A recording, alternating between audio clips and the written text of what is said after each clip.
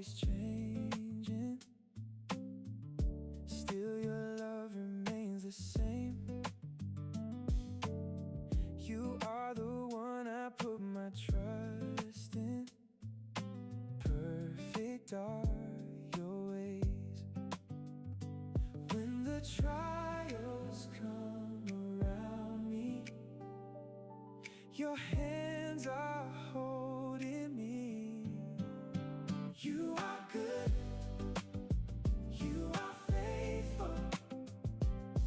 I place my life into your hands. You are good, you are faithful. Forever you will be praised. Higher than my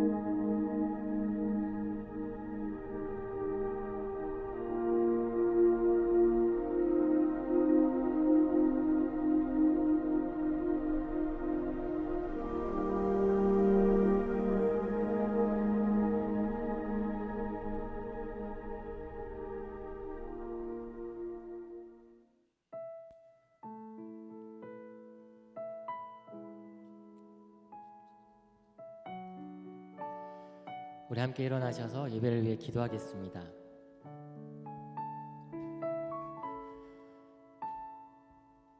하나님, 오늘도 우리를 주님 앞에 불러주시니 감사합니다. 주님 앞에 선 이 시간 우리의 마음을 먼저 돌아보기를 원합니다. 인생은 그날이 풀과 같으며 그의 영화가 들의 꽃과 같도다.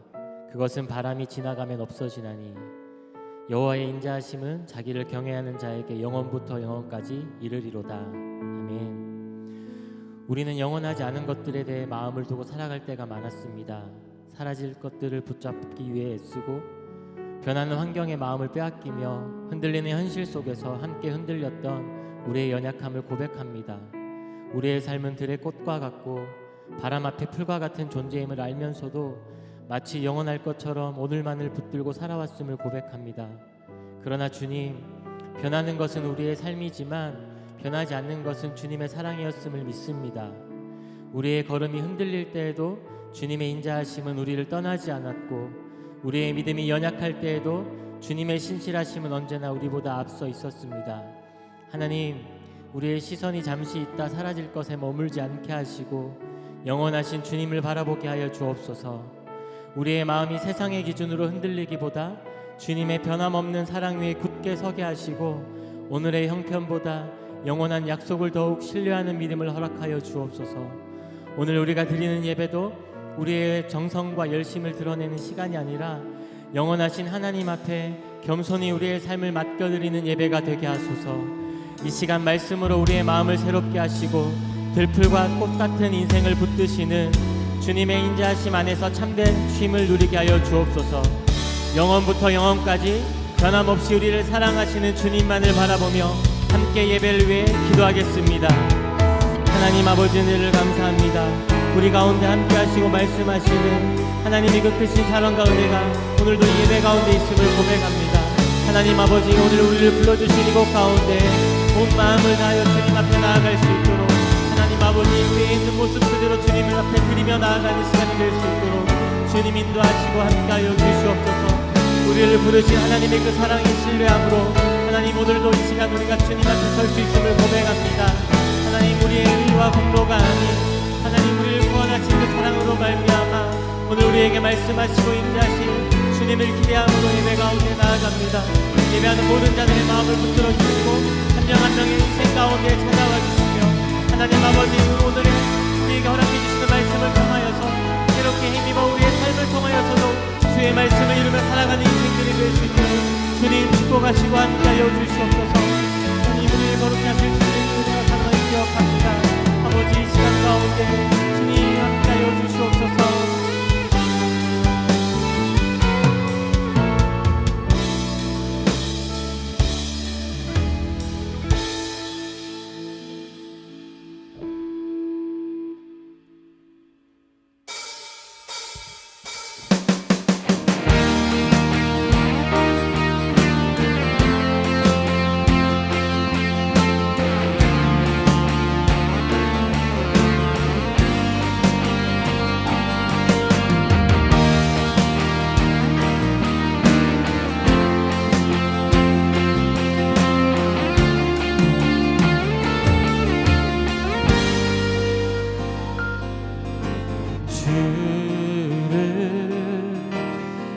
영원히 손주해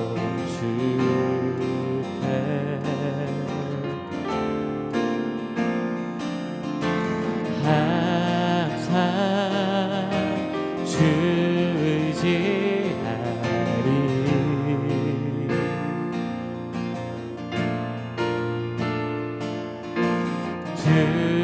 두려움 속에서 날 번지사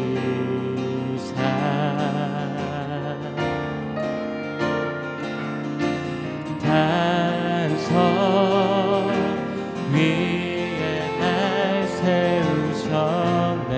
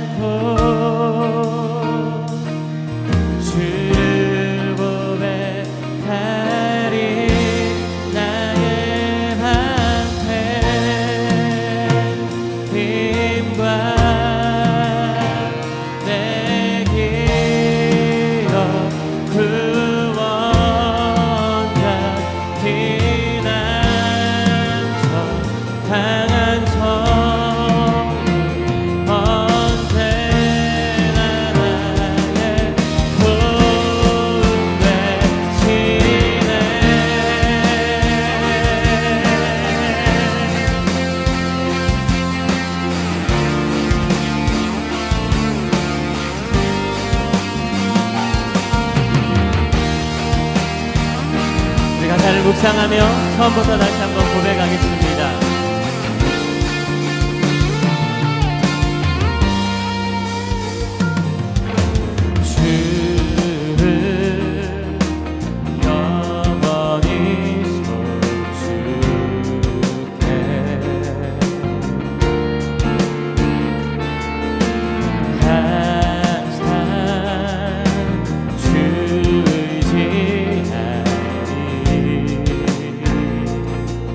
내가 사모할 자,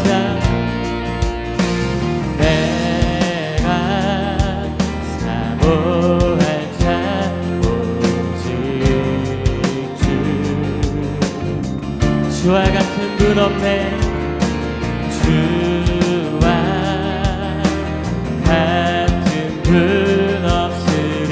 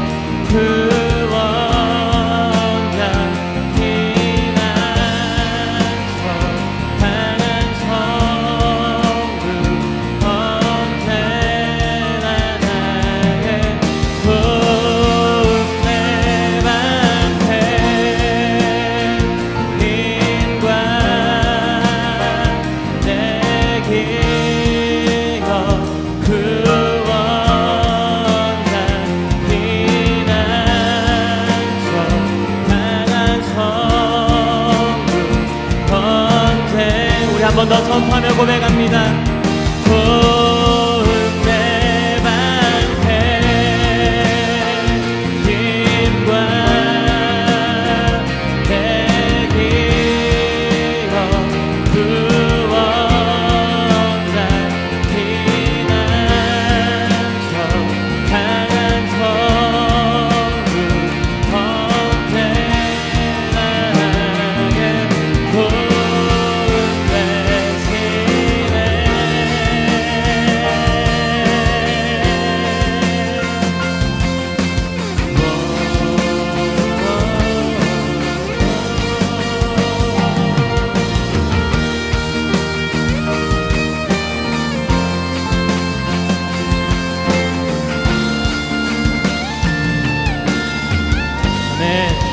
오늘도 우리의 구원의 힘이 되시는 주님을 찬양합니다.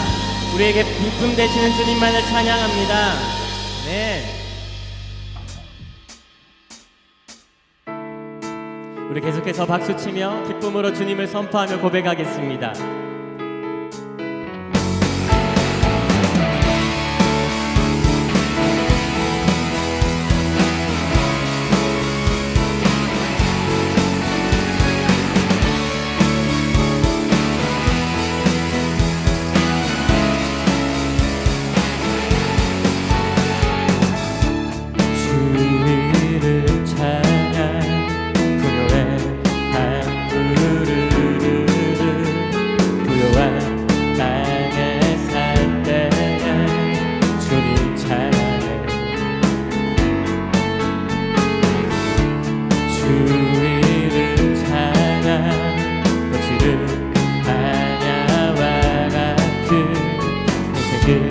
걸어갈 때도 주님 찬양해.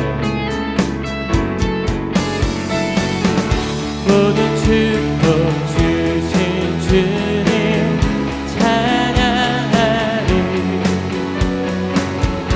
어느 날이 다가와도 난 외치리. 주의 이름을 찬양해. 주의 이름을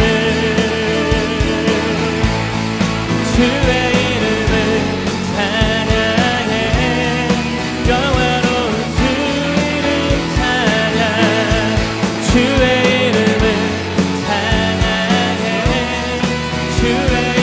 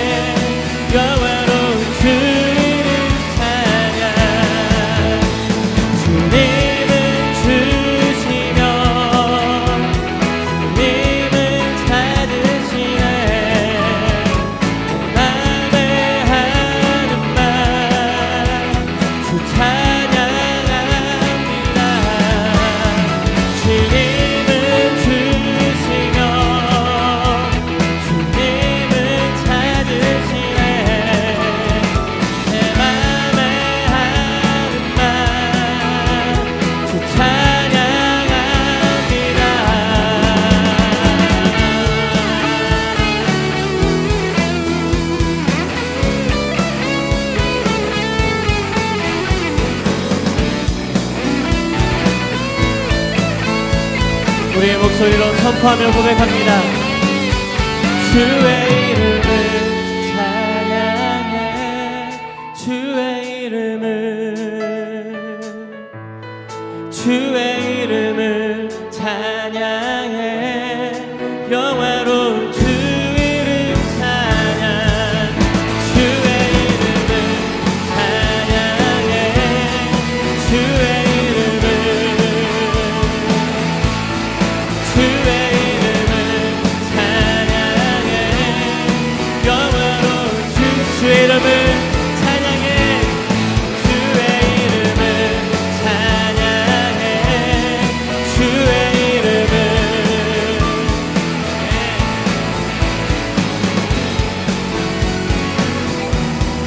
영화로운 주의 이름 찬양.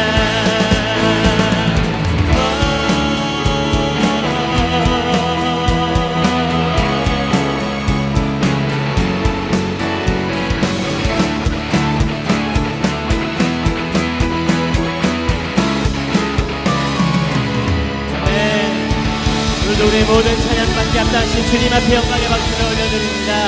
할렐루야.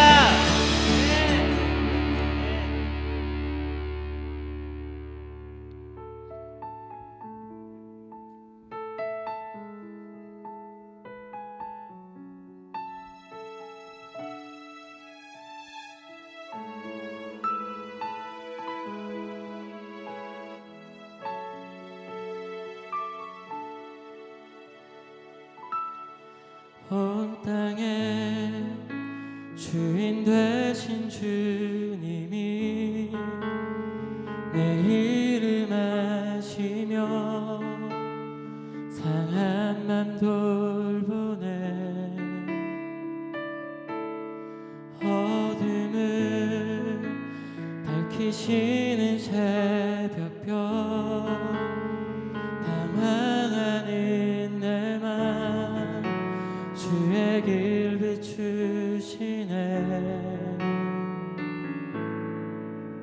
나로 인함이 아닌 주가 행하신 일로, 나의 행함이 아닌 오직 주로 인하여 나는 오늘 피었다 지는 이름 없는 꽃과 같네. 바다에 있는 파도 안개와 같지만 주는 나를 붙드시고 부르짖음 들으시며 날 귀하다 하시네.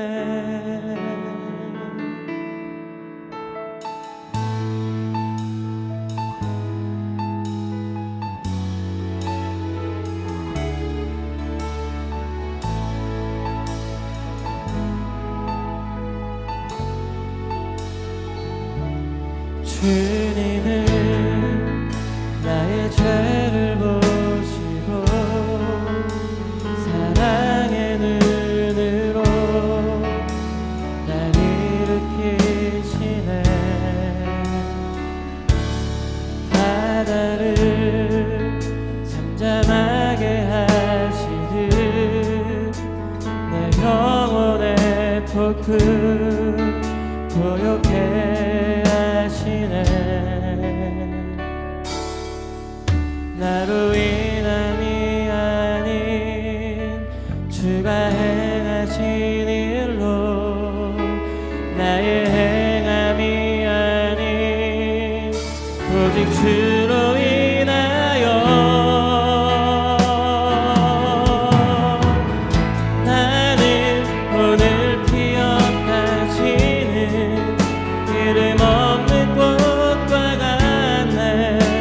바다에 있는 파도 안개와 같지만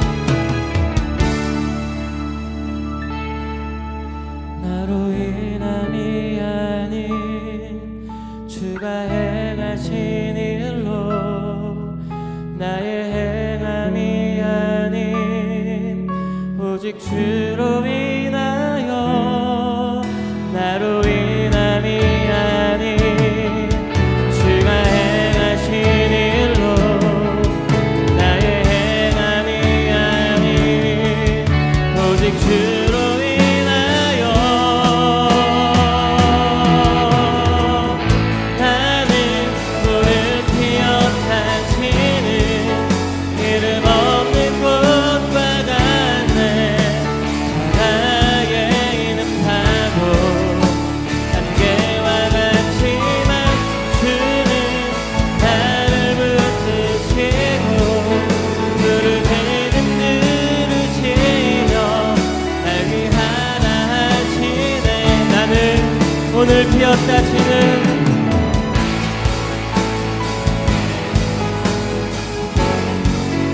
이름 없는 꽃과 같네 안개와 같지만 주는 나를 붙드시고 날 위하다 하시네 나 오직 주의 것 나 오직 주의 것 나 오직 주의 것 나 오직 주의 것 나 오직 주의 것 나 오직 주의 것 나 오직 주의 것 나 오직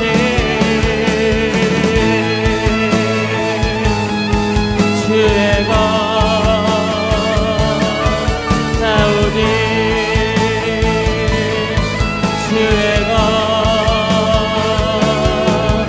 이제 나는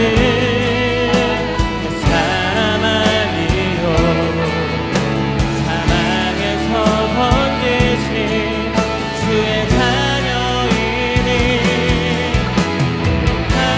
한없는 주의 사랑 안에 기쁨으로 걸어가 이제 나는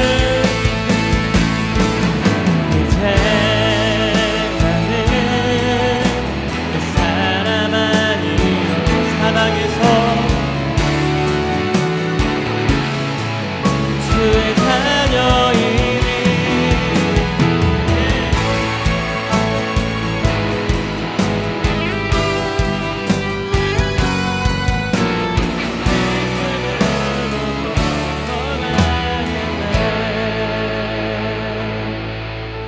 이제 나는 옛 사람 아니요 사망에서 건지신 주의 자녀이니 그 한없는 주의 사랑 안에 기쁨으로 걸어가겠네 아멘 우리를 사랑하셔서 오늘도 이 예배의 자리로 걸음을 인도해 주신 주님만이 주인이 되십니다 하나님 우리를 부르신 이곳 가운데 우리가 주의 음성 듣기를 원하오니 예배하는 모든 자들 위해 임하여 주시고 말씀하여 주시고 그 말씀으로 하나님 아버지 새롭게 힘있게 하시며 하나님의 그 말씀을 우리의 삶 가운데 이루며 살아갈 수 있는 시간이 될 수 있도록 하나님 함께 하시고 축복하여 주시옵소서 오늘의 예배를 위해 합심하여 함께 기도하며 나가겠습니다 하나님 아버지의 은혜를 감사합니다 오늘도 우리 가운데 함께 하시는 하나님의 그 사랑과 은혜가 우리 안에 있음을 고백합니다 하나님 아버지 이 예배 가운데 우리를 부르신 정하신 하나님의 그 사랑을 기억하며 우리의 온 마음을 다하여 주 앞에 나아가는 시간이 될 수 있도록 주님 인도하시고 함께하여 주시옵소서 우리가 무엇인가인데 하나님의 그 사랑으로 구속하여 주시고 하나님 우리가 무엇인가인데 이 죄인들을 주님의 보좌 앞에 설 수 있는 은혜를 허락하여 주셨는지요 하나님 부르신 이곳 가운데 우리가 주의 말씀을 듣기를 원하오니 아버지 함께 하시고 말씀하여 주시옵소서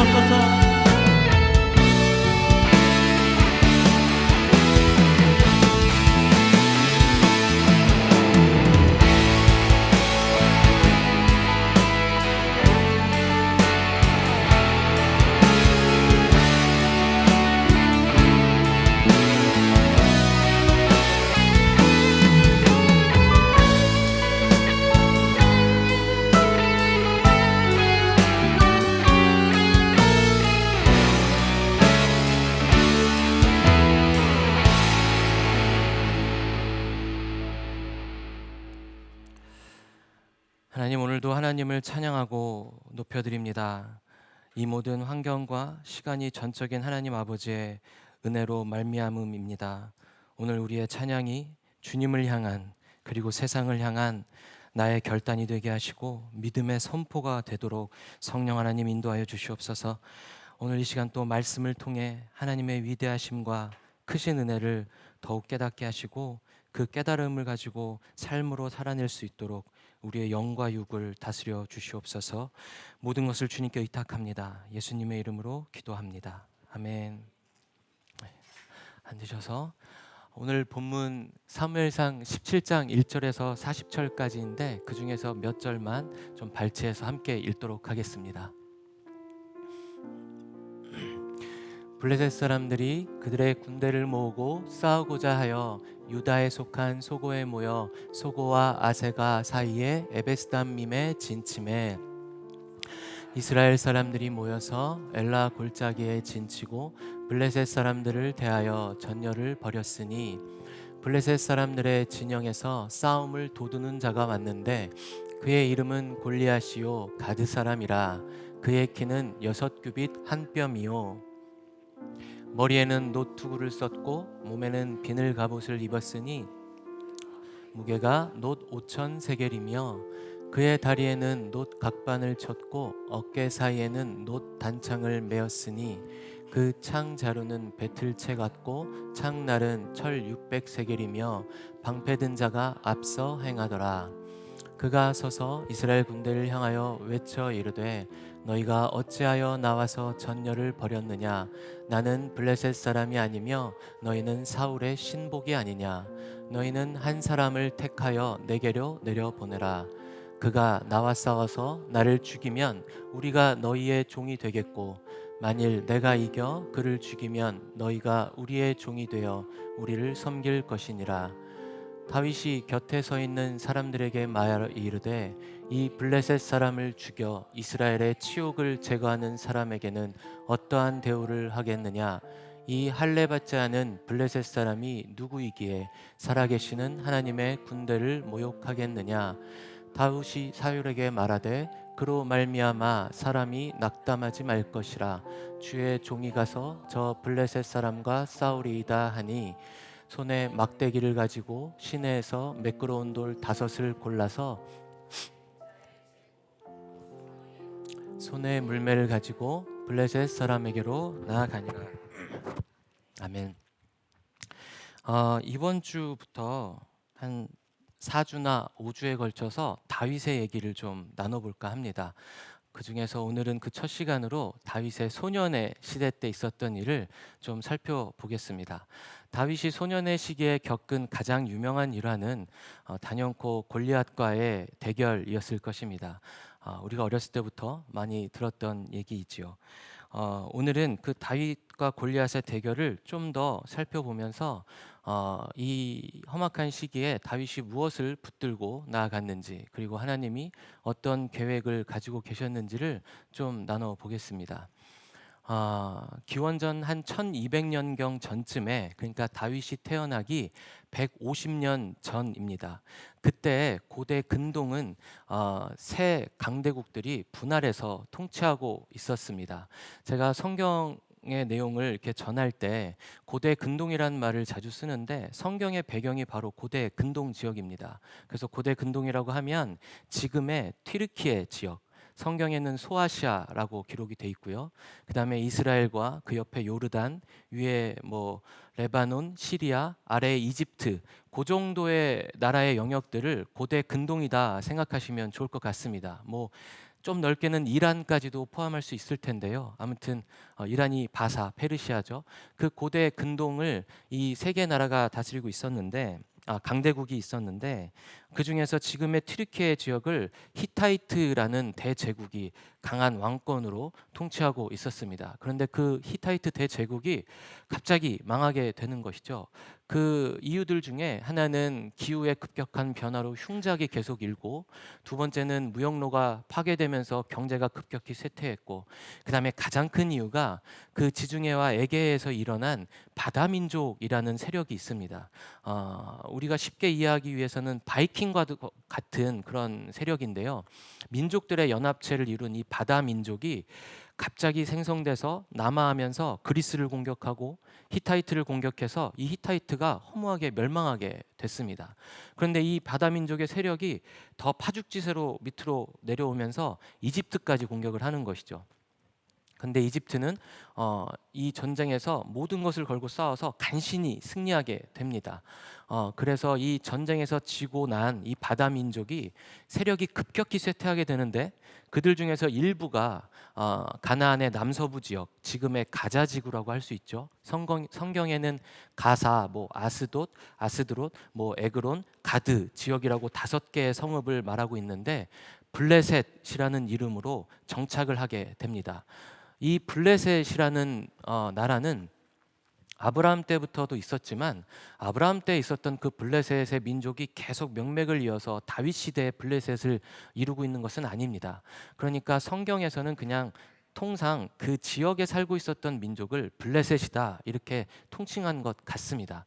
어찌됐건 다윗이 지금 이스라엘이 맞닥뜨린 이 블레셋은 그 바다 민족의 그 후예로서 굉장히 호전적이고 전투에 능하고, 그리고 무엇보다 히타이트 제국이 멸망하면서 그들이 갖고 있었던 그 철을 다루는 그 기술이 주변의 강대국으로 다 흡수되게 됩니다. 그 중에서 블레셋이 그 기술을 다 흡수하게 된 것이죠. 그러니까 청동기 문명이 멸망을 하고 철기 문명이 도래하는 이 시기가 바로 다윗과 블레셋이 싸우게 되는 그 시기와 맞물리게 됩니다. 그래서 주변 강대국들은 다 철기로 중무장하고 있는 상태에서 이스라엘은 나라 같지도 않은 형태를 띠고 있는 것이죠. 부족의 연합체라고 할까요? 아주 약소한 형태였습니다. 물론 사울이 왕으로 등극을 해서 나라다라고는 하고는 있지만 사실 베냐민 지파를 중심으로 한 민족 연합체 정도일까요? 그래서 이들은 아직도 청동기 문명에 머물러 있어서 청동기 무기를 쓰고 있습니다. 그런 상황에서 이제 블레셋은 자신들의 이 철기 문화가 전해지는 것을 두려워한 것이죠. 그래서 기술을 독점을 갖고 있습니다. 사무엘상 13장 19절에 보면 이 이스라엘 전체에는 철공이 없었기 때문에 블레셋에게 그 모든 기술을 의존한 기록들이 남아 있습니다. 심지어 농사를 지을 때 나지나 홈이나 뭐 삽 같은 게 고장 나면 블레셋에 가서 돈을 주고 그것을 고쳐올 정도였으니까요. 이 정도로 이 전력의 차가 심했죠. 그러니까 지금 시대로 비교를 하자면 철기 무기라는 것은 최첨단의 무기를 얘기하는 것입니다. 뭐 레이저나 로봇이나 AI 같은 그런 특수한 기술인 것이죠. 그러한 블레셋이 지금 오늘의 본문을 보면 유다 땅의 소고 지역을 침략하게 됩니다. 전쟁을 일으키는 것이죠. 그래서 블레셋 땅과 유다 땅의 그 경계에 있는 군사적 요충지라고 할 수 있는 엘라 골짜기에 양쪽이 다 진을 치고 지금 대응하고 있는 상황입니다. 대치하고 있는 상황이죠. 이때 이제 블레셋의 대표 장수인 골리앗이 온몸을 철기 무기로 다 무장을 하고 지금 앞에 서는 것입니다. 이 골리앗은 가드 출신인데 키가 2m 90 정도가 되었다고 하는데 그것을 넘었다고 합니다. 그러니까 자체로 보면 전투 경험도 많고 뭐 몸집이나 무기로 봤을 때 그냥 중무장한 최첨단의 그 인간 병기인 것이죠. 반면에 이스라엘은 군대 무기조차 없어서 농사 짓다가 그 낫이나 뭐 괭이나 홈이나 이런 걸 들고 지금 참여한 수준인 것입니다. 이스라엘 전체를 통틀어서 철로 만든 무기를 갖고 있는 것은 딱 2명밖에 없었는데 그것은 사울과 요나단이라고 사무엘상의 기록이 남아 있습니다. 그래서 이러지도 못하고 저러지도 못하고 지금 골리앗이 나와 상대할 자 나오라고 지금 하고 있을 때 다 나가지 못하고 있는 것이죠. 이러한 전투의 형태는 사실 그때 일반적이었습니다. 골리앗이 막 윽박지르는 것이 아니라 양쪽에 그 쓸데없는 소모를 줄이기 위해서 가장 싸움을 잘하는 장수가 나와서 대결을 펼치게 되고 그들의 승패에 의해서 승부가 갈리는 그런 전쟁 방식이었죠. 근데 이스라엘 쪽에서는 나갈 사람이 없는 겁니다. 왕인 사울조차도 지금 위축돼서 가만히 있는 것이죠. 이때 15살 정도 남짓 됐을까요? 소년 다윗이 나타나서 내가 나가겠다. 내가 저 골리앗을 상대하겠다라고 하는 것입니다. 그런데 참 이스라엘이 얼마나 초라하고 참 참담한 모습인지 그런 15살 소년에게 사울이 자신이 나가서 싸우는 게 아니라 유일하게 이 이스라엘에서 갖고 있는 그 철제 갑옷을 다윗에게 입힙니다. 그리고 자신의 칼을 쥐어주면서 나가서 싸우라고 하죠. 얼마나 비참한 모습입니까? 참 안타까운 모습이죠.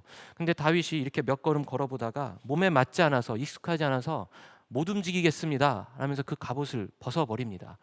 사무엘상 17장 39절에 나오는데요, 익숙하지 않아서 못 다니겠습니다 하고 벗는 것이죠. 이게 어떻게 보면 다윗이 전쟁을 잘 몰라서 순수해서 그런 것인지, 아니면 정말 본투비 전쟁의 신과 같은 전투력이 있는 것인지 사실은 후자에 가까운데요.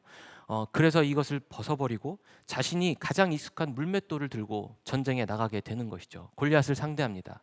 그런데 기적적으로 이 골리앗을 죽이게 되고 이스라엘 전체를 구원하는 놀라운 일을 행하게 되는 것입니다. 이 다윗이 어떻게 이런 용기를 가지고 이런 자세를 임할 수 있을까를 살펴보려면 사무엘상 16장을 좀 살펴볼 필요가 있습니다. 사무엘상 16장에 보면 사무엘이 베들레헴에 갑자기 방문을 합니다. 이 사무엘은 이스라엘 전체의 가장 권위자입니다. 왕도 기름 부어서 임명할 정도이고 하나님의 대표 선지자로서 왕보다 더 존경받고 통치력이 있는, 권위를 인정받는 그런 어른이죠. 그렇기 때문에 이스라엘의 그 정치인들은 이 사무엘의 일거수일투족에 항상 촉각을 곤두세우고 있었고, 특히 사울은 이 사무엘이 어떤 행보를 보이는지에 굉장히 촉각을 곤두세우고 있었습니다. 그래서 사무엘이 갑자기 베들레헴에 방문하는 건 사실 하나님이 사울 뒤를 이을 왕을 기름 부으라고 명령하셔서 방문한 것이지만, 사울에게는 내가 베들레헴에 하나님을 위한 제단을 쌓기 위해서 방문합니다 라고 명분을 이렇게 말하는 것이죠. 이 정말 교황과도 같은 최고의 권위자가 베들레헴에 갑자기 방문을 하니 베들레헴의 장로들은 얼마나 놀랐겠습니까? 베들레헴이 멸망하나? 무슨 일이 생겼나? 굉장히 긴장을 하고 있는데, 다행히도 사무엘은 한 평범한 가정에 방문을 합니다. 바로 이새의 가정이죠. 그 가정에 방문을 했으니 이새 가족의 입장은 어떻겠습니까? 국가 원수급 교황과 같은 사람이 갑자기 방문을 하니까 얼마나 놀랍고 두렵기도 하지만 가문의 영광이지 않겠습니까? 그래서 자신의 가족들을 다 불러 모으고 자랑스러운 아들 7을 딱 선을 보이는 겁니다. 그래서 사무엘이 그 아들들을 다 만나보는 것이죠. 엘리압, 아비나답, 삼마 해갖고 7명까지 쭉 나름 다 준수합니다. 그래서 마음으로 기도를 하는 것이죠. 하나님, 이 사람입니까?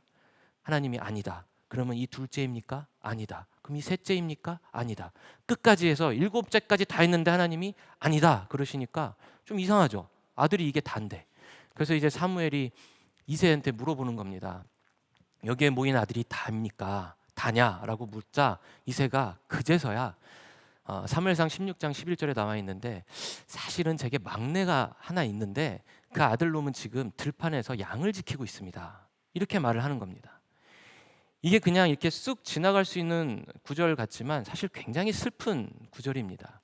그만큼 생각해 보겠습니다. 교황과도 같은 최고의 나라의 권위자가 지금 방문을 했는데 온 가족을 다 불러 모았습니다. 그런데 다윗을 뺀 거죠. 뺀 것도 모자라서 형제고 누구고 아무도 다윗을 떠올릴 생각을 안 한 겁니다. 부를 생각을 안 한 겁니다. 심지어 아비라는 이새조차도 사무엘이 물으니까 그제서야 사실 제게 막내가 한 명 있는데, 이런 것이죠. 그러니까 다윗은 이 가정에서 철저하게 소외받는, 외면받고 있는 존재였습니다. 좀 무시당하는 존재였던 것이죠. 들판에서 양을 친다는 게 무슨 얘기냐면, 그때 당시의 목자들은 하층민 중에 가장 바닥에 있었던, 끝에 있었던 존재들입니다. 왜냐하면 양과 함께 들판에 살면서 오물을 뒤집어 쓰고 같이 자야 되고, 흙이며 흙먼지며 그 뒤집어 쓰면서 먹을 것도 알아서 구해야 되고, 가장 중요한 건 낮과 밤으로 그 들짐승들, 사자, 늑대, 곰이 그렇게 많았는데 그들을 맨몸으로 싸워서 쫓아내야 됩니다. 그러면 가족들 입장에서는 들판에 나가 있는 그 막내가 어느 날 사자한테 찢겨 죽고 곰한테 찢겨 죽어도 별 상관없는 존재라는 뜻인 것이죠. 그런 가족에서 대우를 받는 사람이 들판에서 양을 지키고 있는 것입니다. 그렇게 소외된 다윗이, 하나님께서는 사무엘을 통해서 다윗에게 기름을 부으시고 이스라엘의 가장 위대한 왕으로 삼으시는 겁니다. 오늘 본문에서도 골리앗을 상대해서 죽이고 이스라엘을 구원하는 역할을 하게 되는 것이죠. 너무나 놀라운 상황인 것입니다. 우리가 사회생활하고 점점 어른이 돼가면서 우리는 본능적으로 체득하고 체화하는 게 있습니다. 누가 강자고 누가 약자인가, 어떤 것이 강한 시스템이고 어떤 것이 약한 시스템인가, 내가 서야 될 자리가 어디고 내가 덤벼야 될 곳이 어딘가, 이거를 본능적으로 알죠. 그게 당연합니다. 그런 계산을 하는 게 당연하겠죠. 그렇기 때문에 지금 블레셋 군대와 맞닿아 있는 이스라엘 군대도 당연히 그 셈을 하는 겁니다. 저들의 무기 체계와 우리 무기 체계는 너무나 레벨이 다르고 전략과 전술도 다르고 지금 군대의 규모도 너무나 다르니까 우리는 덤벼봤자 죽을 수밖에 없다. 질 수밖에 없다. 사울부터 군대 모두가 다 그런 판단을 하고 가만히 있는 것 아니겠습니까? 그런데 다윗은 그런 기준이 없었습니다. 세상을 몰랐죠. 세상을 몰라서이기도 하고 그런 기준이 아니라 다윗이 삼은 기준은 하나님 편에서 기준을 삼고 세상을 바라본 것입니다. 그래서 사무엘상 17장 37절에 보면 여호와께서 사자의 발톱과 곰의 발톱에서 나를 건져내셨듯이 저 블레셋 사람의 손에서도 나를 건져내실 것입니다 라면서 그런 기준을 가지고 지금 골리앗 앞에 나가는 것이죠. 그러니까 세상의 흐름, 세상의 중심에 있다는 사람들이 재보고 계산하는 그 셈법이 아니라 이 다윗은 다른 셈법을 갖고 있었고 다른 기준을 갖고 있었던 것입니다. 그래서 17장 26절에 보면 또 이렇게 말을 하는 것입니다. 저 할례받지 않은 블레셋 사람, 저 할례받지 않은 블레셋 사람이 과연 누구이길래 살아계신 하나님의 군대를 모욕하는가, 욕되게 하는가, 이렇게 말을 하는 것이죠. 즉 세상 사람들은 첨단의 무기를 갖고 있느냐 갖고 있지 않느냐 세상의 기준에서 전력차를 계산하고 있다면 다윗은 이 세상에는 두 종류가 있는데 한 종류는 하나님의 언약 안에서 할례받은 백성, 그리고 하나님의 언약 밖에 있는 할례받지 않은 하나님의 백성이 아닌 자들이 있는데 저 할례받지 않은 하나님 언약 밖에 있는 저 자들이 도대체 어떤 자들이길래 살아계신 하나님의 군대를 모욕하는가. 이스라엘 군대는 스스로를 생각할 때 우리는 무기체계도 안 되고 열악하고 농기구 들고 온 우리가 무엇을 할 수 있겠어? 라고 이렇게 판단하고 있다면 다윗은 이 세상에는 살아계신 하나님의 군대가 있고 그렇지 않은 군대가 있는데 살아계신 하나님의 군대를 대적하는 저들이 과연 누구이길래 이 하나님을 모욕하는가? 하나님의 편에서 그 기준을 삼고 지금 골리앗에게 나가는 것입니다. 이 다윗이 어려서 치기 어린 어떤 호승심, 어떤 순수한 용기만 가지고 덤빈 것은 아닙니다. 가만 살펴보시면 이 들판이라는 환경이 정말 굉장히 혹독합니다. 어떤 군대에 속한 군사가 이런 훈련을 받을 수 있을까요? 군대를 우리가 다 갔다 왔지만 군대에서 뭐 무기 다루는 법, 뭐 이거 착용하는 법, 보호구 착용하는 법, 뭐 전략 전술 대응 이런 거나 하지. 근데 들판에 있었던 그 다윗은 매일마다 수년간 들짐승들과 사자와 늑대와 곰과 맨손으로 싸워야 했습니다. 겨우 무기라고 하면 물맷돌밖에 없었죠. 특히나 밤이 되면 칠흑과도 같은 어두움입니다. 한 치 앞도 보이지 않습니다. 그런데 수년간 그 한 치 앞도 보이지 않는 칠흑과도 같은 밤에서 사자의 울음소리, 숨소리, 늑대의 발걸음소리, 곰의 그 소리, 그 모든 것들이 어떤 사인인지, 어느 정도의 거리가 있는지, 어느 방향에서 공격해 올 것인지, 지금 지나가는 것인지 아니면 습격할 것인지 그것들을 익히는 세월들이 쌓였지 않겠습니까? 그러니까 오감과 육감이 완전히 발달해서 동물적인 감각이 완전히 체화된 상태이겠죠. 그리고 생존을 위한 근육들이, 실전 근육들이 얼마나 쌓여 있겠습니까? 맨손으로 사자와 늑대와 곰을 물리쳐야 되고 이 물맷도로 정확하게 타격해서 그것들을 물리쳐야 됐으니까요. 그러니까 굉장히 특전사와도 같은 특수한 훈련을 받던 시간과 공간이 바로 들판의 시간이었던 것이죠. 제가 오늘의 본문을 이렇게 여기까지 이르렀을 때 묵상하고 또 자료들을 모아보면서 제 나름은 상당히 감동을 받았습니다. 물론 제가 감동을 받는 포인트가 우리 성도님들과 다를 수도 있는데 그 여러 군데에서 감동을 받았는데 이걸 다 전달은 못하겠고요. 제가 이렇게 말씀을 드리면 알아서 이렇게 감동을 받으시면 좋겠는데 우리가 골리앗과 다윗의 사건을 딱 생각하면 아주 이런 이미지가 늘 떠오르지 않습니까? 어렸을 때부터 큰 거인의 다윗이 서 있고 그 앞에 골리앗이 서 있고 다윗이 그 앞에 조그만 소년으로 있으면서 아주 해맑게 있으면서 아이들이 갖고 놀 법한 이거 돌멩이 들고 물맷돌로 이렇게 돌리는 장면. 그래서 그걸 던졌는데 조그만 돌이 우연히 날아가서 우연히 골리앗의 이마에 꽂히고 우연히 그게 급소라 우연히 죽게 되는. 그러니까 다윗이 전투력이 있어서가 아니라 모든 게 하나님의 전적인 은혜로 그냥 우연히 골리앗이 죽은 거다. 이런 이미지가 많지 않습니까? 저도 그런 생각을 여름 성경학교부터 듣고 그렇게 자랐는데 자료를 이렇게 모아보고 이제 역사적으로 고증도 되고 과학기술이 많이 발달했으니까 보니까 그게 아니더라고요. 물론 하나님이 전적인 은혜로 하신 일은 맞지만 다윗이 전투력이 없었던 건 전혀 아니더라고요. 로마 시대 때 이 물맷돌만 전문으로 돌리던 특수부대가 있었다는 것 아십니까? 슬링어즈라고 영어로도 표현하는데 로마 시대 때에는 이 물맷돌을 전문으로 던지는 특수부대, 투석병이 있었다고 합니다. 그들은 수년간 훈련을 통해서 이거를 정확한 곳에 꽂을 수 있었고 그 파괴력은 현대의 권총의 탄환과 맞먹는다고 합니다. 그러니까 시속 240에서 250km로 나라가 꽂힌다고 하죠. 그러면 그때 당시에 무기 체계는 찌르고 베는 거에 특화되어 있지 않습니까? 칼이니까 찌르고 베는 것에 특화되어 있고 보호구도 그것에 특화되어 있었겠죠. 그러니까 관통해서 죽인다는 개념이 별로 없을 때 시속 250km에 육박가는 총알과도 같은 것이 날아가서 꽂히니 죽을 수밖에 없는 것이죠. 그렇다면 얘기는 달라집니다. 완전히 얘기가 달라지는 것이죠. 우연히 죽은 게 아니라 세상 사람들의 기준과 세상 사람들의 최첨단 무기라고 생각했던 그 주류와 완전히 벗어나 있는 소외된 공간, 가족들조차도 외면한 그 들판이라는 헛된 시간과도 같은 그 공간에서 다윗은 하나님께서 가장 정확하고 가장 적합한 가장 현실적인 골리앗을 이길 수 있는 유일한 인간 병기로 훈련을 시키셨다는 게 말이 되는 것이죠. 세상의 최첨단의 무기의 대표격인 인간 병기 그 자체인 골리앗입니다. 누가 골리앗을 이길 수 있었겠습니까? 다윗은 그 골리앗을 이길 수 있는 세상의 최첨단의 무기, 가장 강력한 무기라고 내세우는 것을 이길 수 있도록 하나님께서 특수하게 훈련시키시고 특수한 무기를 손에 쥐어줬다는 것이 말이 되는 것이죠. 그러니 다윗이 사울이 입혔던 갑옷을 벗은 것도 순수해서 벗은 게 아니라 이것을 입고 움직이려고 하다 보니 원거리에서 나는 거리를 재고 던져야 되는데 몸에 맞지 않는 것이죠. 거추장스러운 것입니다. 그래서 벗은 것이죠.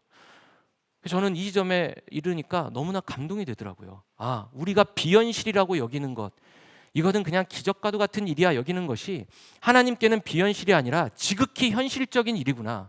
우리가 그것을 깨닫지 못하면 깨닫지 못할 뿐이지 하나님께는 지극히 현실적이고 가장 적합하고 정확한 방법으로 우리를 훈련시키시고 준비하시는 분이시구나 라는 걸 깨닫게 되면서 너무나 감동이 되었습니다. 제가 신학교에 갔을 때 가장 걱정했던 부분이 뭐냐면 믿음이 더 떨어질까 봐 그러니까 더 하나님과 멀어질까 봐 좀 걱정을 했습니다. 왜냐하면 제가 좀 이렇게 덮어놓고 믿어라, 은혜다, 이거는 은혜로 봐야 된다라는 것들을 별로 좋아하지 않습니다. 그러니까 의심도 많고 뭔가 궁금한 거를 이렇게 제대로 답변을 못 들으면 상당히 그거에 대한 신뢰가 떨어지는 성격이라 그래서 이제 덮어놓고 믿어, 이건 은혜로 믿어야 해, 이렇게 하실까 봐 걱정을 했는데 제가 어렸을 때 저는 이제 국민학교를 나왔으니까 국민학교 2학년인가 3학년 때 담임 선생님이었던 것 같습니다. 자연 시간인데요. 제가 어렸을 때 이렇게 학습 도감백과 읽는 거 되게 좋아했거든요. 동물들 얘기 막 뭐 먹고 사는지 뭐 이름이 뭔지 외우는 거 좋아했는데 자연 시간에 그 선생님이 들어오셔서 오늘은 여우에 대해서 얘기를 해볼 거예요 하시는 거예요. 그래서 여우는 풀과 메뚜기를 먹고 살아요. 이렇게 하면서 이제 돌아서 판서를 하시려고 칠판을 이렇게 하시는데 아니거든요. 그래서 제가 이게 목소리가 큰 게 축복이기도 하지만 이럴 때는 참 곤란했던 게 저는 분명히 혼자 얘기를 했거든요. 근데 고등학교 때까지 늘 다 듣더라고요. 반 친구들이. 전 몰랐어요. 목소리가 그렇게 큰지. 근데 저 혼자 아닌데 쥐도 먹고 토끼도 먹는데 이러니까 이제 선생님이 들으셨겠죠. 다시 돌아서서 여우는 풀과 메뚜기를 먹어요 하면서 자 함께 적어볼까요? 하는데 제가 또 아닌데 쥐하고 토끼 먹는데 그래서 선생님이 세 번째 또 그래서 여우는 풀하고 메뚜기를 먹어요 하면서 또 그랬는데 아닌데 이랬다가 야 권혜창 나와 하였고 정말 엄청 맞았습니다. 엄청 맞았어요. 근데 지금도 그게 너무나 또렷이 기억나는 게 그 선생님이 좀 미워요. 이게 상처가 된 것 같습니다. 억울한 게 지금도 얘기하면서 억울한데 여우는 토끼도 먹고 쥐도 먹습니다. 여우가 풀 뜯어먹는 건 전 들어보지도 못했는데 그래서인지 제가 이상하게 뭔가 질문에 대한 의구심이 생기면 그 답이 안 주어지면 계속해서 이게 안 풀리는 찝찝함이 있는 그런 스타일이 된 것 같습니다. 근데 신학교에 가서 제 그런 마음이 얼마나 교만이었고 기우였는지를 철저하게 깨닫게 됐습니다. 결론적으로 말씀을 드리면 성경이 담지 못하는 지식은 없고 성경이 담지 못하는 세대와 시대는 없다는 것을 확실히 확신할 수 있었습니다. 정말 우리가 모르면 몰랐지 알면 알수록 성경의 내용이 너무 넓고 무궁무진해서 하나님의 모든 지식이 이 성경 안에 다 담겨 있고 우리는 그것을 모르면 몰랐지 없는 것이 없다라는 것을 저는 깨닫게 되었죠. 심지어 저를 가르쳐 주시는 교수님들이 많았을 것 아닙니까? 그 교수님들이 수많은 박사학위를 갖고 있으시면서 히브리어로도 모자라서 그 아람어도 공부하시고 그 뿌리가 되는 아카드어도 공부하시고 수메르어도 공부하시고 이런 걸 보면서 그들이 얼마나 성경을 신뢰하시면 이렇게 계속 더 위로 영역을 확장하실까, 그런 생각에 신뢰가 들면서 안심이 되고 안도를 누렸던 것 같습니다. 그런 것처럼 우리가 모르면 우리에게는, 피조물에게는 비현실이라고 여기는 그런 것들도 사실 우리와 존재의 레벨이 너무나 차원이 다른 전능하신 하나님께는 지극히 현실적인 일이라는 것을 저는 말씀을 드리고 싶은 것입니다. 우리에게는 기적과도 같은 일이지만 하나님께는 가장 필요하고 가장 정확한 방법으로 하나님께서는 현실 가운데 우리를 다루고 계신다라는 생각이 들었죠. 그래서 오늘의 본문을 저는 이렇게 정리를 하게 됐습니다. 세상이 가장 가치 있다고 말하는 것, 최첨단의 무기, 가장 강력하다고 말하는 그것이 정답이 아닐 수 있다. 오히려 절대 가치는 하나님, 전능하신 하나님에게만 있지 세상이 말하는 것엔 절대 가치가 있을 수가 없다라는 것이죠. 우리 모두가 다 피부로 느끼고 있습니다. 우리가 살면서 가장 가치 있다고 여겨지는 게 뭘까요? 돈이지 않습니까? 심지어 예수님조차도 돈을 두고 두 주인을 섬길 수 없다고 말씀하실 정도로 가장 절대 가치라고 여겨지는 건 돈입니다.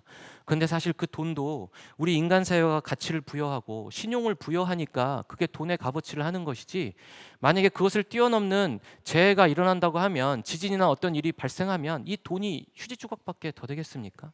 지폐밖에 안 되는 겁니다. 그래서 또 사람들은 그래서 절대 자산 가치가 있는 건 금이다 해서 금을 또 그렇게 사는 것 아니겠습니까? 물론 맞습니다. 그렇지만 그것도 광물의 일부이죠. 영원한 그 변형이 제일 잘 안 되는 광물이기도 하고, 또 교환 가치가 있기도 하고, 그리고 휴대할 수도 있고, 이런 여러 가지 편의성 때문에 이거를 자산이라고 인정을 하는 것이지만, 사실 그거를 뛰어넘는 어떤 가치가 부여된 자산이 발견되면 이것도 그냥 돌덩이에 지나지 않는 광물입니다. 그러니까 막 비트코인도 만들고 그렇게 하는 것 아니겠습니까? 가치를 부여하고 신용을 부여하고. 그런 것처럼 사람이 만들어내는 모든 가치라고 하는 건 우리 인간사를 이롭게 하기 위한 어떤 상대적인 가치를 갖고 있을 뿐이지, 시대를 초월하여서 절대 가치를 갖고 있는 것은 어느 것도 없습니다. 오직 절대 가치 그 자체이신 하나님밖에 없는 것이죠.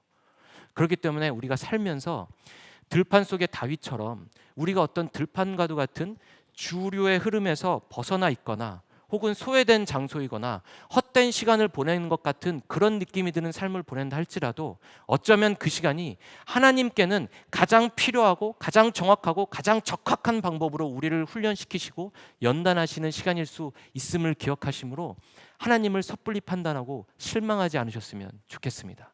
우리의 삶의 가정에서 그 다윗의 들판과도 같은 시간이 반드시 있기 마련입니다.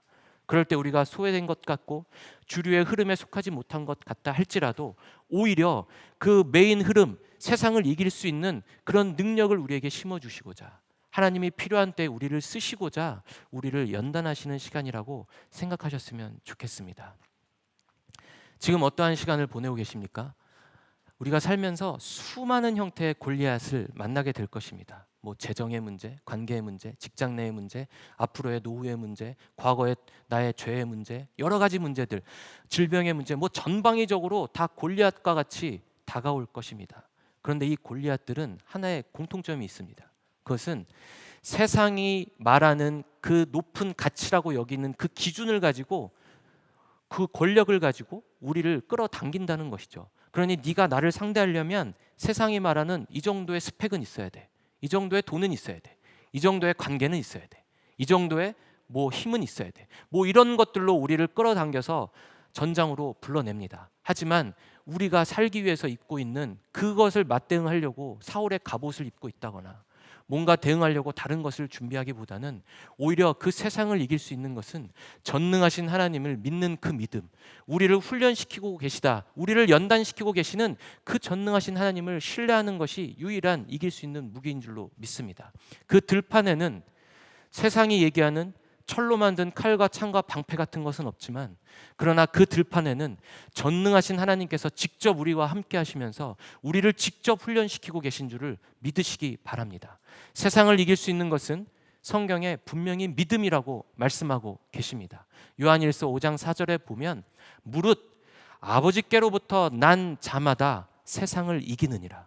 무릇 아버지께로부터 난 자마다 이 세상을 이기느니라. 이 세상을 이기는 힘, 승리는 이것이니 우리의 믿음이니라. 할렐루야. 세상을 이기는 승리는 바로 우리의 믿음이라고 말씀하고 계십니다. 이 믿음이 어쩌면 굉장히 눈에 보이지 않는 것 같고 비현실적인 것 같고 그런 느낌으로 생각하실 수 있지만, 우리는 비현실적이라고 여기는 그 모든 것들이 전능하신 하나님께는 가장 현실적인 부분이고 가장 상식적인 일이고 가장 적확한 부분임을 잊지 않으셨으면 좋겠습니다. 그래서 우리가 세상을 상대하고 살아갈 때, 그 골리앗들을 상대할 때 그 골리앗이 원하는 방법으로 우리가 첨단의 무기로 나아가서 싸우는 것이 아니라, 그 들판에 소외된 장소라고 할지라도 하나님을 전적으로 신뢰하는 그 믿음을 통해서 그 세상을 이기는 힘이 저와 여러분에게 있으셨으면 좋겠습니다. 하나님께서는 우리에게 세상에서 가장 능수능란한 장수의 모습을 원하지 않으십니다. 가장 사회화가 잘된 능력 많은 장수를 원하지 않으십니다. 오히려 하나님을 절대적으로 신뢰하고 하나님을 믿는, 그래서 하나님의 이름으로, 만군의 여호와의 이름으로 세상에 덤빌 수 있는 그런 믿음의 다윗과도 같은 자녀를 원하시는 줄로 믿습니다. 오늘 이 말씀을 기억하시면서 우리 함께 기도하시겠습니다. 하나님, 우리가 사는 이 시간, 이 세상에는 아무도 알아주지도 그리고 나를 보지도 않는 어떤 소외되고 고립된 광야와도 같은, 들판과도 같은 그런 시간이 나에게 있습니다. 그런데 그 시간을 초라하고 쓸모없다 여기지 않도록 도와주시고, 다윗에게 골리앗을 이기고 이스라엘을 구원해내는 하나님이 원하시는 훈련의 시간이었던 것처럼, 이 시간들이 나를 향한 하나님의 계획 아래 훈련과 연단의 그 시간이 되는 복된 시간임을 믿고 의지할 수 있도록 도와주시옵소서. 그래서 세상이 제시하는 가치와 세상이 말하는 그 강함에 흔들리지 않게 하시고, 아무리 골리앗의 모습으로 나를 위축시키려 한다 할지라도 나와 함께 하시는 만군의 여호와의 이름으로 대적할 수 있도록 도와주시옵소서. 하나님의 영광을 위해 우리가 살고 있음을 기억하고 담대하게 세상 가운데 살아낼 수 있는 그런 하나님의 자녀된 모습으로, 그리스도인의 모습으로 살아갈 수 있도록 주님 도와주시옵소서. 이러한 기도 제목을 붙들고 다 함께 통성으로 기도하시겠습니다.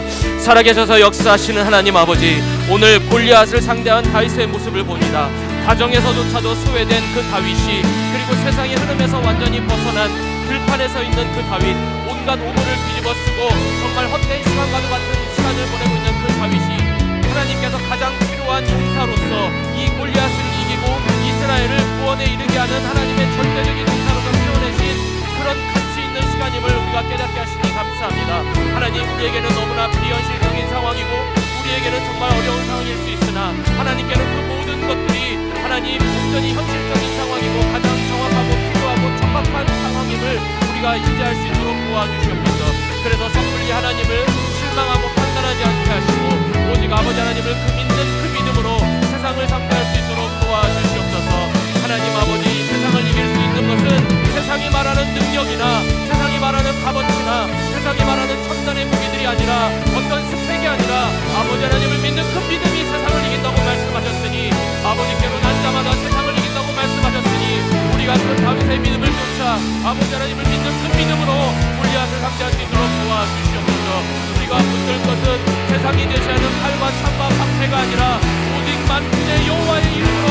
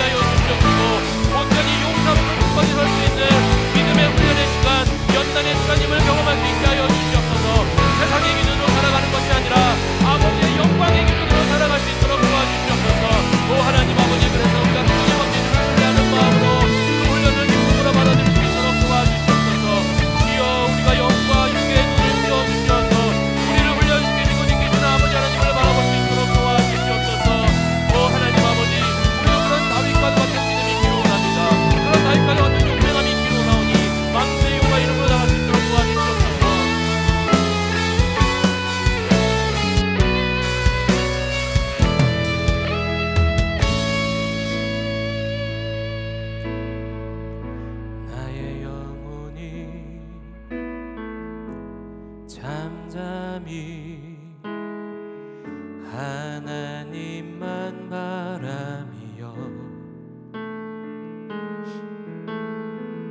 나의 구원이 그에게서 나는 도다. 아멘. 나의 영혼아 잠잠히 하나님만 바라라. 나의 소망이 저에게서 나는 도다. 오직 주만이 나의 반석 나의 구원이시니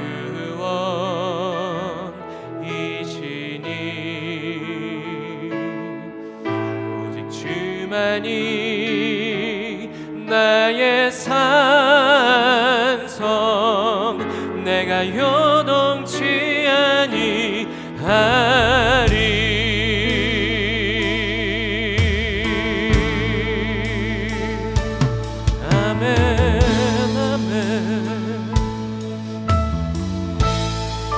나의 영혼이 간절히 나의 영혼이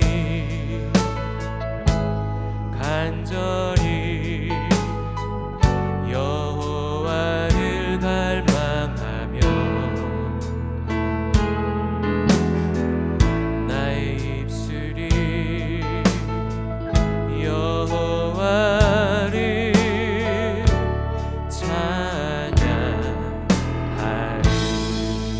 나의 영혼이 즐거이 나의 영혼이 즐거이 여호와를 따르리니 나의 평생에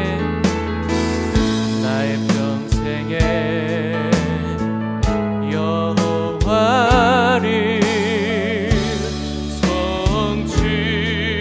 송축하리. 오직 주만이 나의 반석 나의 구원이시니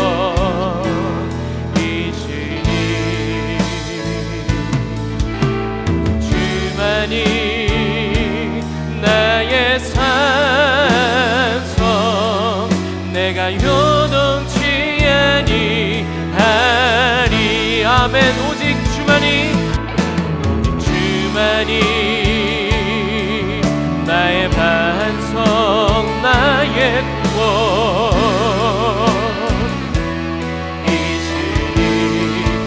오직 주만이 나의 산성 내가 요동치 아니하리. 이렇게 고백합니다. 나의 구원 나의 영광 나의 구원 나의 영광 하나님께 있으니. 아멘.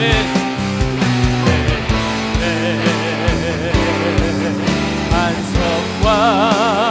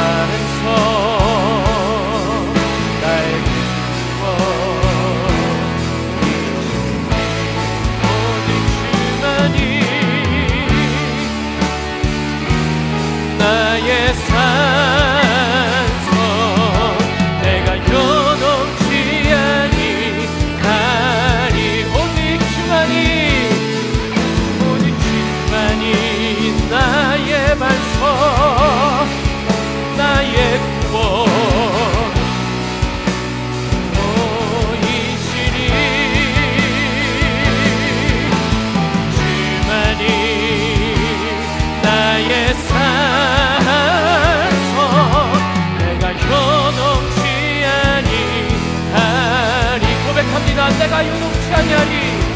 내가 요동치 아니하리. 내가 요동치 아니하리.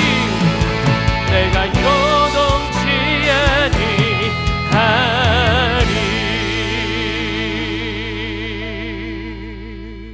아멘. 하나님, 오늘 골리앗 앞에 선 다윗을 봅니다. 세상에서 가장 강한 골리앗이지만 다윗은 만군의 여호와의 이름으로 그 골리앗을 이겼음을 우리가 봅니다. 우리가 살면서 소외된 것 같고 어떤 주류에서 벗어난 것 같고 내 삶이 헛된 것 같은 그 시간이 있을지라도 내가 실망하고 판단하지 않도록 도와주시옵소서. 다윗의 들판이 골리앗을 죽이고 이스라엘을 구원할 특수훈련의 연단의 때였던 것처럼 나의 모든 시간 중 의미 없는 시간과 때와 장소는 없음을 이 시간 선포하며 고백합니다. 이 모든 것들이 하나님의 때이며 하나님의 필요에 의해 준비되고 훈련되는 복된 시간임을 우리가 믿게 하여 주시옵소서. 세상을 이기는 승리는 우리의 믿음이라 하였으니 우리 앞에 수시로 다가오는 그 모든 골리앗에게 하나님을 믿는 믿음으로 대항하여 싸워 승리하게 하여 주시옵소서. 세상처럼 세상이 제시하는 사울의 그 갑옷을 입으려 하지 않게 하시고 안주하려 하지 않게 하시고 하나님이 주시는 그 은혜를 기억하고 하나님만을 의지하고 믿는 그 믿음으로 세상을 이길 수 있도록 주님 우리의 삶을 성장시키시고 단련시키시고 인도하여 주시옵소서.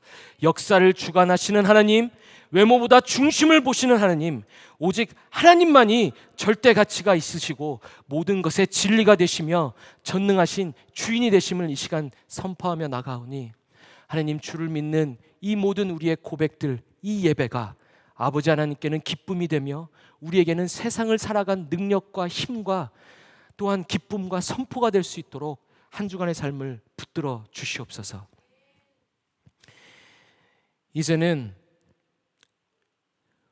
우리를 아버지 하나님께로 인도하시는 그 예수 그리스도의 구원의 능력의 힘과 은혜가 우리를 어느 한때에 어떤 곳에서 하나님의 용사로 군사로 사용하시기 위해 우리를 사랑하시며 돌보시고 성장시키고 연단시키시는 아버지 되신 하나님의 은혜와 우리를 그 하나님께 인도하시는 성령 하나님의 인도하시고 보호하심이 한 주간의 삶을 살아갈 우리 교회에 모인 모든 성도들의 삶 가운데 은혜로 충만하게 함께 하실 것을 간절히 소망하며 축원합니다.